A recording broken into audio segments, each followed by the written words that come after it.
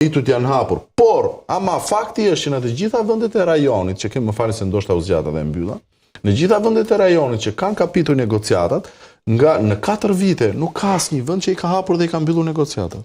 Dhe avansi është i pakonsiderueshëm nëse flasim për çështje mandati. Ndoshta ne do jemi rast i parë, mund edhe të jemi, nuk e vën diskutim fare. Por historia tregon që në kaq pak vite kjo nuk është një gjë se ka ndodhur, sepse ka mall se mos vjen 2029 dhe pastaj është do kërkoj mandatin e 5. Do ta marrë vetëm një vit, vija prisni dhe një vit do të. Megjithëse kryeministri flet për Shqipërinë 2030 apo jo zoti Gogu. Zoti Gogu, me premisën që kjo është një vendimarrje e cila nuk është e mëvetësishme, pra nuk mund të jetë asesi kontribut vetëm dhe drejt për drejt i qeverisjes në Shqipëri. Më falni Alba, aq më tepër, shiko, kjo është një po ju marrë dhe 1 minutë kohë. Kjo aq më tepër që kjo është dhe një absurditet. Shiko, vendi në BE në Shqipëri nuk mund të integrojë një forcë vetëm. Kjo është një absurditet. Kjo ishte premisa mbi cilën po e ndërtoja pyetjen fakt. Kjo këtu ka nevojë dhe për bashkëpunim opozit-pozicie, nuk e, për shembull Partia Demokratike ka liberalizuar vizat. Dhe edhe në qofshën e inversë nëse në pushtet kështu do duhet ishte. Ka firmosur stabilizim asocimi në qoftë se një forcë politike merre vetme flamurin e integrimit në Shqipërisë në BE nuk ka për ta bërë kurrë.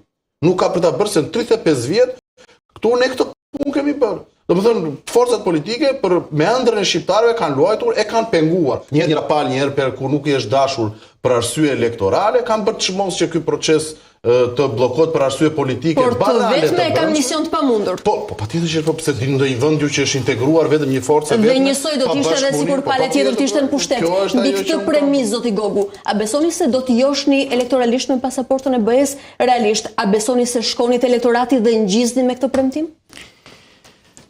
Para njerë t'i përgjigjem pyetjes dhe skepticizmit që shiko, kjo është një tango që kërcehet nga 2 palë. Tani, Europianët kanë vënë një datë, nuk e kemi vënë, të antarësimit. Pra, Europianët kanë vendosur që në 2030 do të antarësojnë vënde nga Ballkani Perëndimor në bazë të meritokracisë. Një, e parë. E dyta, një metodologji e re e cila në fakt njeh edhe shkrimin edhe kthimin mbrapa. E dyta, pasi kanë vënë datën, kanë vendosur dhe një faturë dhe kanë thënë, ne, Bashkimi Evropian, do të paguajmë 6 miliard për modernizimin dhe procesin e përafrimit, që është plani i rritjes të gjithë vendeve të Ballkanit Perëndimor. Dhe e treta është ai proces që zoti Iljazaj e përshkoi me shumë dituri dhe që zoti Krasniqi gjithashtu e njeh shumë mirë se e monitoron, është procesi i negociatave.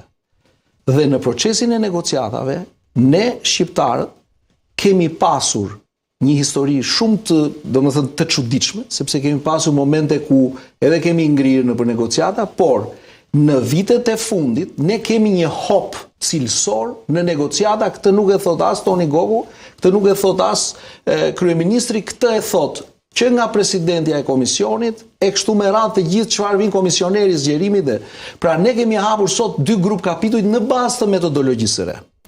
Dhe ne presim që të hapim të gjithë grup kapitujt, të 6 grup kapitujt në bazë të metodologjisë së re, e cila na bën neve jashtëzakonisht optimist, ku secili grup kapitull ka udhërrëfyes pra plane veprimi konkrete, për të cilat siç ndodh për çdo vend aspirant, për të cilat janë detyrat e shtëpisë. Pra kjo është njësoj si një detyrë kursi që ti bën qoftë me profesorin udhëheqës, qoftë me profesorin oponent. Dhe ti vendos datë, por besoj se jeni sikron me mua kur themi që ky investim i Bashkimit Evropian. Dhe ti ulesh, më fal, po siç thot populli, shtron me nderen dhe fillon punon. Po, por sigurisht ky investim i BE-s dhe vendosja e këtyre deadline-eve do të ishte po një lloj kushdo që të ishte qeverisja në këto vende aspirante të Bashkimit Evropian, përfshirë dhe Shqipërinë. Nuk do ishte një lloj. Do të ndryshonin objektivat e BE-s dhe deadline-et e përcaktuara? Se një Shqipëri